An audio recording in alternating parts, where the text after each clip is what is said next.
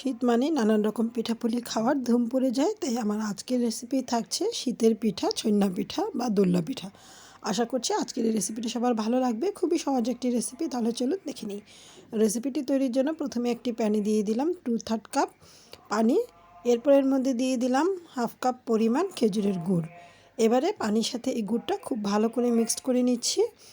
ভালো করে মিক্সড করতে করতে গুড়টা যখন গলে যাবে তখন এর মধ্যে দিয়ে দিচ্ছি 1/3 কাপ পরিমাণ নারকেল কোড়া। এরপর এর মধ্যে দিয়ে দিব 1 কাপ পরিমাণ চালের গুঁড়া। 1 কাপ চালের গুঁড়ো দিয়ে প্রথমে খুব ভালো করে মিক্স করে নিচ্ছি। ভালো করে মিক্স করা হয়ে গেলে আরও কিছুটা চালের গুঁড়ো এখানে অ্যাড করতে হবে।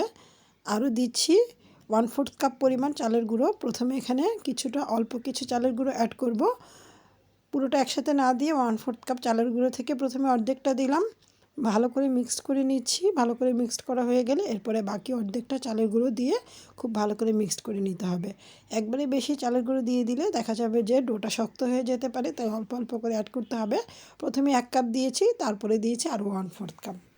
পুরোটা চালের গুঁড়ো খুব ভালো করে মিক্সড করা হয়ে গেলে যখন আর কোনো সাদা অংশ থাকবে না, খুব ভালো করে মিক্সড হয়ে যাবে, তখন এটাকে ঢেকে 5 মিনিটের জন্য রেস্টে রাখছি। 5 মিনিট রেস্টে রাখার ফলে এই ডোটা খুব মসৃণ হবে আর একদম সফট হবে। এবারে হাত দিয়ে খুব ভালো করে গরম থাকা অবস্থায় ডোটাকে মথে নিচ্ছি।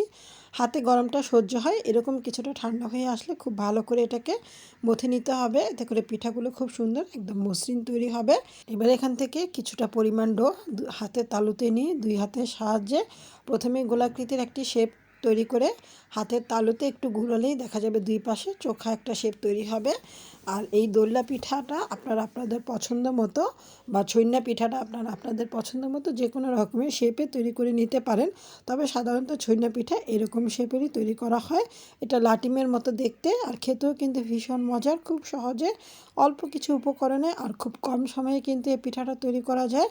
সবগুলো পিঠা আমি একই রকমভাবে তৈরি করে নিয়েছি। এখানে আমার টোটাল 10টা পিঠা তৈরি হয়েছে। আমি কিন্তু একটু বড় করে পিঠাগুলো তৈরি করেছি, তাই আমার 10টা পিঠা তৈরি হয়েছে।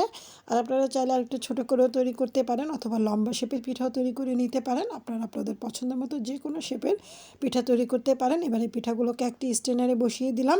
বসিয়ে এটাকে এবার ভাপ দেব। একটি পাত্রে পর্যাপ্ত পরিমাণ পানি খুব ভালো করে ফুটিয়ে নিয়েছি। আর এরপর উপরে আমি এই স্ট্রেনারটা বসিয়ে দিয়ে ঢাকনাটা দিয়ে এটাকে প্রায় 10 থেকে 15 মিনিটের মতো ভাপ দিয়ে নিয়েছি। 10 মিনিটের মতো ভাপ দিয়ে নিলেই কিন্তু পিঠাগুলো তৈরি হয়ে যাবে। নোয়াখালী জেলার ঐতিহ্যবাহী এই ছইন্যা পিঠাটা তৈরি করা কিন্তু খুবই সহজ। অনেক জেলায় অনেক নামে ভিন্ন ভিন্ন নামে এই পিঠাটা পরিচিত। অনেক জেলায় এটাকে দোল্লা পিঠাও বলে, আবার মেরা পিঠাও বলে থাকে। এই পিঠাগুলো কিন্তু বানানো একদম সহজ, অল্প কিছু উপকরণে ঝটপট তৈরি করা যায় আর খেতেও ভীষণ মজাদার। আশা করছি ঝটপট তৈরি এই পিঠার রেসিপিটি সবার ভালো লেগেছে। সবাইকে ধন্যবাদ জানিয়ে বিদায় নিচ্ছি। আল্লাহ হাফিজ।